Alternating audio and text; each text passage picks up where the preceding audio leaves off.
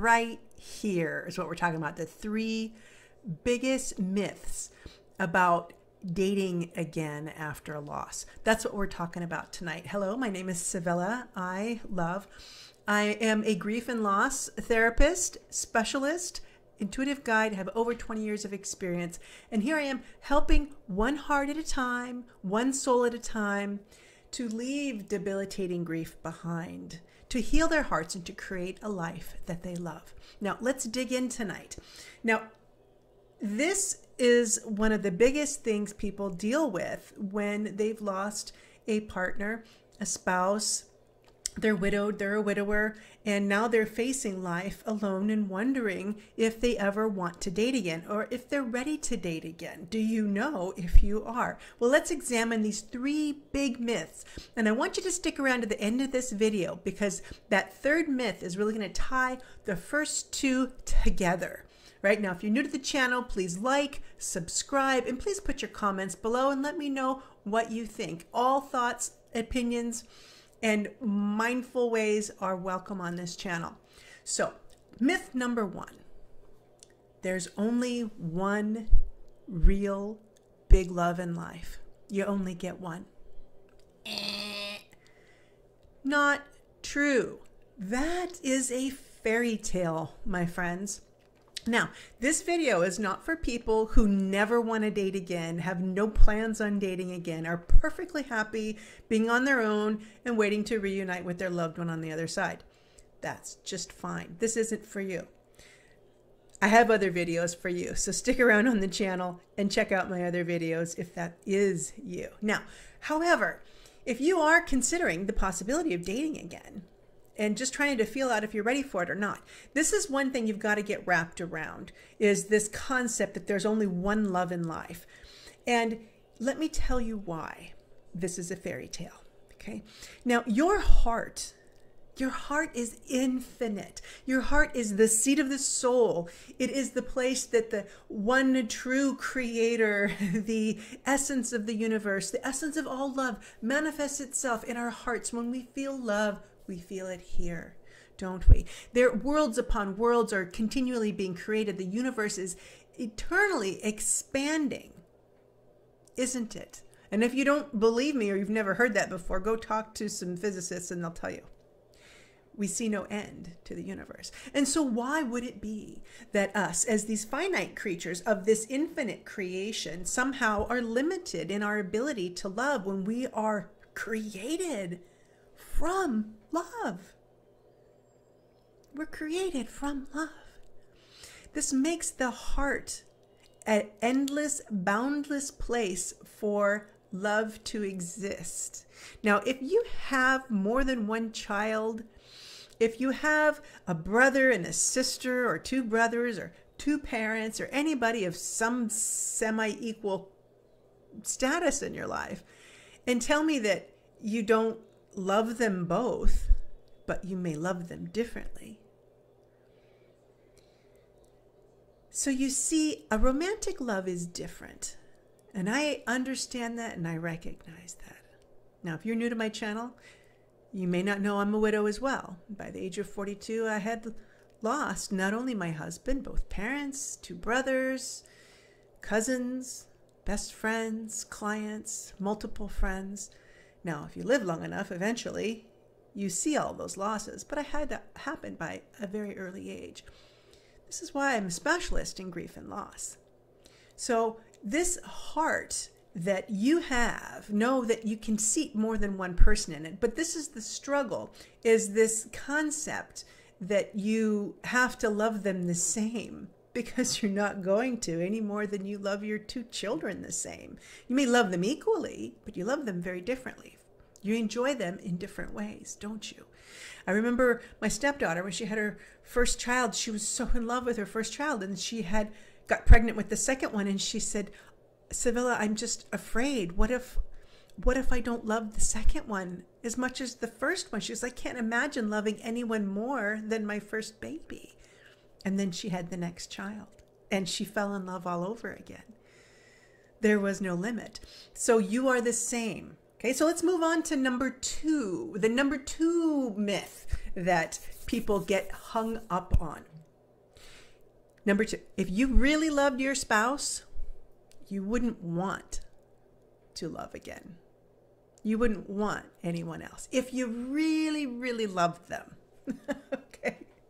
So this is also, there is nothing in this universe that will ever dispel the love you had for that person that you shared so much with, that you had babies with, that you made love with, that you had fights with, that you had vacations with, and all these life experiences. Nothing will ever take that away. Nothing will ever change it, because nothing that is created in love can be uncreated. So you loving again is not going to uncreate what already exists. It's just a story that isn't continuing on in the physical realm. But consider this. If you really loved them, if you had a good experience, if you enjoyed all of those things with them, making love and cooking breakfast and having friends over, then wouldn't you naturally want more of that? More of those good things, more arms around you, more lovemaking, more walks on the beach, more arguments and making up. Those normal things that you have in a relationship, the little things you take for granted that you don't realize you took for granted until you've lost the person. Now you have an acute understanding of what those little things meant. And won't that make you even more capable of loving even more intently, more intensely, perhaps, because now you know what it's like to be without it. So you'll have so much more gratitude when you have it again in your life.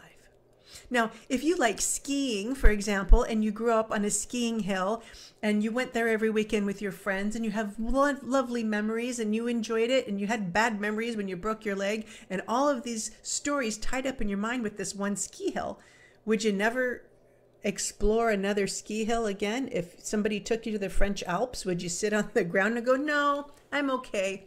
I like my ski hill back home. But maybe you'll never be able to go back there again. So you're not going to try this new ski hill out.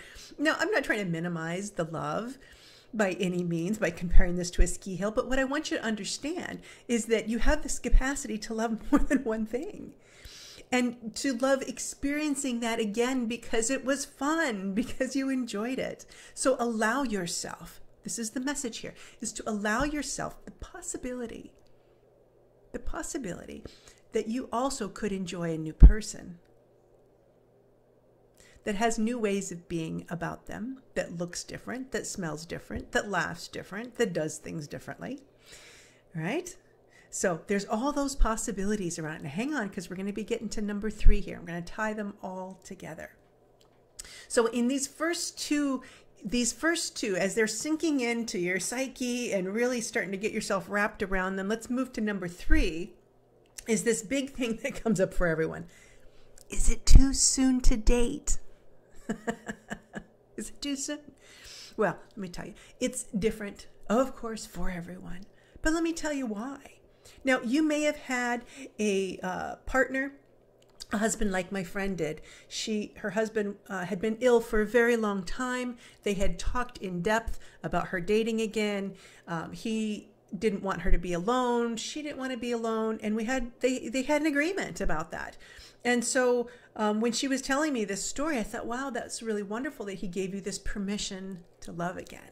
And so within a few months, she said it was like 3 months that she started dating again. And today, she was in her late 50s when she started dating again. And today she's happily married, and she's, I think, 70 and doing very well for herself, right? In this new love relationship that she moved on from.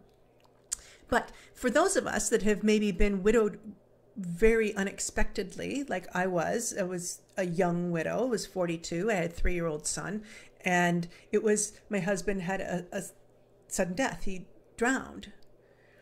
I had no plans for the future. I had no concept of ever having anybody else in my life. I was on my second marriage. I divorced the first one, and this was going to last the rest of my life. We had a son to raise together. We had plans for the future. I had no opportunity to make any other plans or even to conceive of myself with anyone else. So when people came to me at the wake and they said, well, do you think you'll ever date again? I mean, this is a week or two out from my husband's death, and they're asking me if I'm going to date again. So of course, at that time, I'm so deeply devastated. I was like, you got to be kidding me. I can't imagine ever loving anyone else again. A year and a half later, I met the man I'm still with today. Okay. 6, 7 years out. So it's different for everyone. There's many people I know that are 6, 7 years out and still haven't dated again. And now they're just starting to feel like maybe they are. So here's the bottom line. It's not when that's as important as why and with whom. There's many people that have a love in the wings, you know, that someone's out there waiting for them to be ready. Other people have had actually a very difficult marriage. They may not have actually been very happy.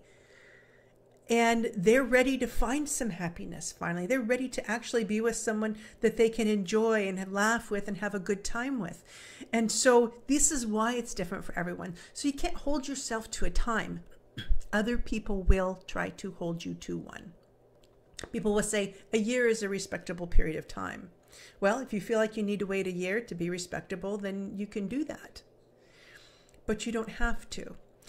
What you have to do is to take in consideration what you need and what's right for you in your life. Now, if you've liked this video, if these are meaningful to you, please like, subscribe, and check out the other videos on my channel. There'll be one popping up here for you. And to remember that you have the right to move forward. You have the right to love your life again.